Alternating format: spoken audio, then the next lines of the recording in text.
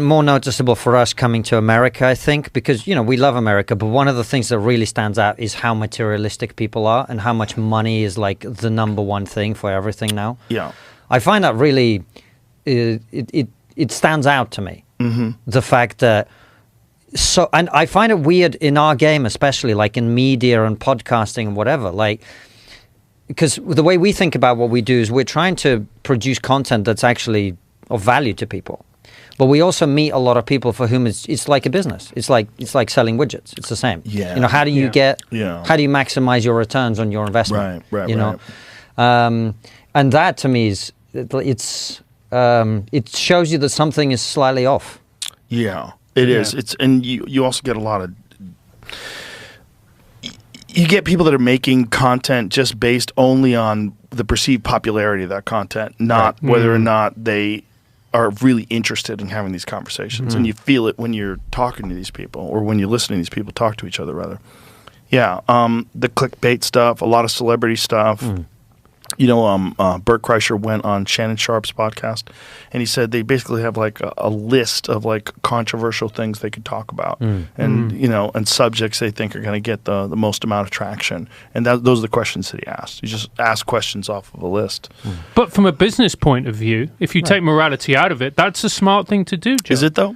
Is it though? Because like, what's the most popular show? There's this one, and why is this one the most popular? Because I don't do that at all. But agreed, but you're sort of an outlier in that. There's people who make very, very, very good living interviewing those types of people, having that type of approach, and creating that type of content. I know, but I think in the end you bite off your nose to spite your face, because I think that you lose a certain amount of authenticity. There's a certain amount of like a legitimate connection between you and whatever you're talking about that it doesn't get through to the people. Like if I talk to someone, I'm only talking to them because I want to.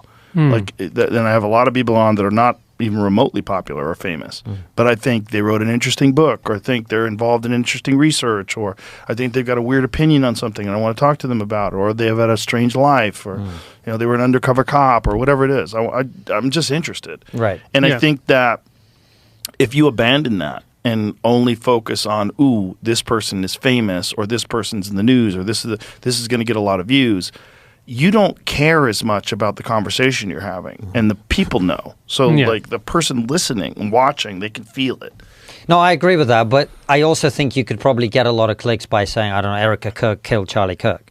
Right. You could do that too, but you're also you're playing a weird game where you got to continually go deeper and deeper and deeper. Now Erica Kirk's a man.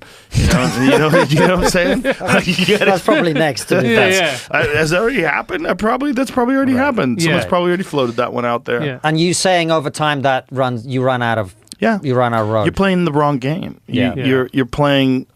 You're playing a very similar game to the game that like TMZ is playing, or any of these other like things where you can get a lot of traction, you can get a lot of views, but no one thinks you're being authentic. No one, like if you have a take on world events and we're incredibly sorry for the loss of this person, like you don't really care, and they know you don't really care, so they know there's no sincerity, they know you're not really connected to it, and so in this weird age that we're living in, where you're not sure what's real.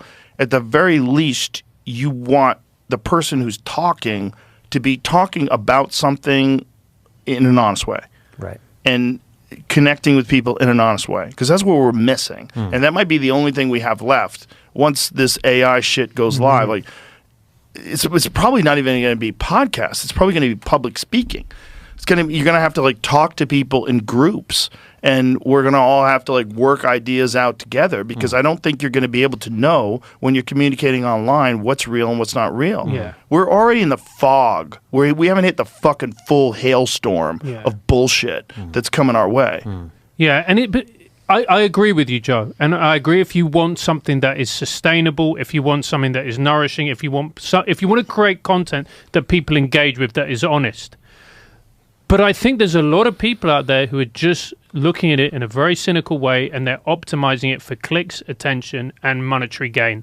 Yeah. And if you want to create a business that can make money, and that doesn't require a lot of lift, we all know what you can do. That's the Eagles song, Dirty Laundry.